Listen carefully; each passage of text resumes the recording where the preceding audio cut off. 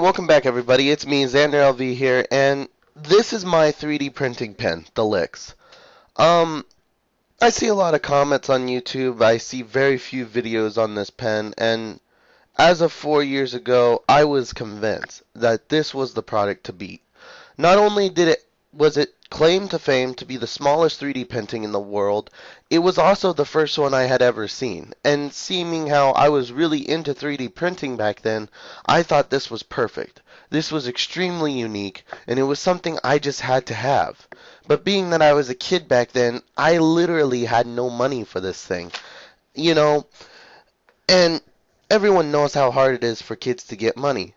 So, you know what? I save up, I save up, I save up. I become an adult. Things happen in 4 years. And it rolls out 2016, and they released the first developer version. And I started seeing 2 videos on it, probably max. And I go, dang, it's out. Alright, I'm going to go buy one. And I went out and I spent a whole bunch of money on this pen just to get it and have the most amazing 10 seconds of my life. Now, I'm going to show you a video of it soon. Now, a lot of the comments say, is this pen the pen for me? Is this pen worth it? I see a lot of videos of it breaking. And this is the version 4 of the Lix pen. There's a lot of misconception around this pen. I actually don't think that the people who developed this pen even exist anymore. Or lightly talk to the customer service because, I get this pen, I'm asking them on the way, I start getting scared because I start seeing all these breakdown videos, and they assured me that my pen would come A-okay and just fine. I was like, that's a relief. I'm just going to believe it because there's no sense in me stressing in it. If, it does, it does. If it doesn't, it doesn't. But it gets a little bit worse than that. I get this pen finally. After all the questions, my biggest one was how many amps did it run on? Obviously, it ran on USB power. Cool. That's 5 volts. It could be anywhere from 20 amps to half an amp. And if I knew how many amps it was, obviously I could go out and buy an external battery pack, stick it in my pocket, and print with this thing anywhere I wanted. And to me, that was huge. I really wanted to do this. This pen was also going to be used for one of my school projects. We had entered in STEM. We're going to be making 3D printed statues, and, we just needed a head start. So I figured I would get this professional grade pen, or at least what it advertised as, and get it to my door before this project and have a blast with it. Well, this pen A is not 2 amps. This pen is about 1.5 amps. Alright? And, that's the baseline for it. And that's fine. You send a charger for a little bit more amps, that's fine. There's nothing wrong with that. In fact, you can charge 1 amp things with 2 amps. It doesn't really matter. You're just supplying more get up and go juice for the device. That's okay. But in the 10 seconds that it was working, it just stopped. It wouldn't print no more. And my heart sank because all the videos were the past version. They said they fixed it. They said they got it. And obviously they don't. And the sheer fact of them making this product such hard for you to take back, return to sender, is just an example that all they're doing is trying to get you to send back the product so that way they can find out what they did wrong and make a new version and have everyone buy that. This product did not come out as professional grade.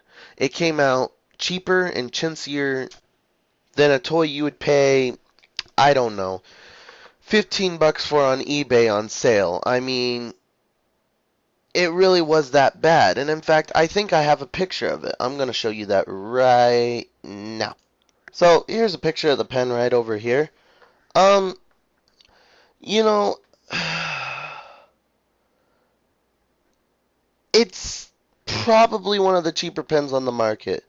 And at the time, I paid $12 for this pen. The printing head has broken off, but on this one, that's not replaceable. But on this one, that's just at $11, And it's big and it's bulky, but this thing is printed for over a month now, and it's printed more than 2 pounds of plastic through it, and has only jammed, I would say, half of the time. I had a little bit of a complication with it, and it was more my fault of incorrectly holding the filament and it just getting wound up and kind of, tightening on the gears. And this isn't this is a better pen than this. By far. At least this one, when it comes out of the box, prints. And it prints for more than 10 seconds. It prints 2 pounds of plastic. And for what I paid for this, I got my money's worth out of this already. And it's still giving me life. It hasn't stopped. And this right over here, this pen over here costs you $150, right? And you buy this pen, you get it, and it just doesn't work out of the box. It works for 10 seconds. It's the cleanest, smoothest, smallest, lightest pen I've ever printed with.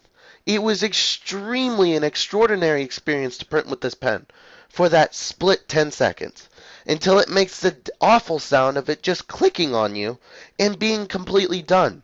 After that, it won't even take filament. It just goes in, you hear 2 clicks, and it won't go. It's almost like the whole gearbox for this thing shattered into a million pieces and just won't print. And it doesn't stop there. With their customer service, with their return policies, all they want you to do is send this pen back. So that way they send you a new pen. And then they take your old pen and they approve upon their design, which is fine if they were sending us free pens. I mean, all these videos you go out and you look at the Licks pens. I mean, if you look at Rainbow Girl's videos, she has 2 pens in her hands. If you look at box opening therapy, or is it open box therapy? I don't really know off the top of my head. He's got a box that's already has its saran wrap open. All these have one thing in common. Their saran wrap is off. And they've already printed through the blue. They're already printing black. When they start printing, they're printing black, not blue.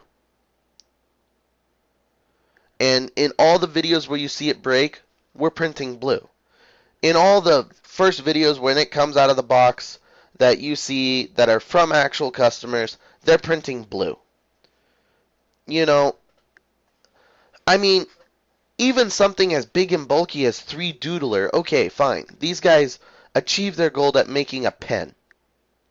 But it ain't no 3D printing pen because as far as I've seen, it can't 3D print. It doesn't live up to their expectations. And this is coming from a guy who had a lot of hype for it for 4 years, who said this was probably going to be the best pen on the market. I would not criticize this thing until I got it. I said this was the bomb. And complete mind blow, it's not. This pen isn't worth the money you put into it. It's probably not even worth $15. And they probably spent more money on the casting of the pen than they did the actual mechanics of the pen itself, or paying the engineers who built it in the first place. When you look at a pen that comes from a Kickstarter, okay, it looks clean, it looks professional, it looks high grade. It just doesn't work. And that's the bottom line. It hasn't worked in version 1. It hasn't worked in version 2, 3, 4 even. And 4 is the current version that they shipped out here in October. And I got it in November.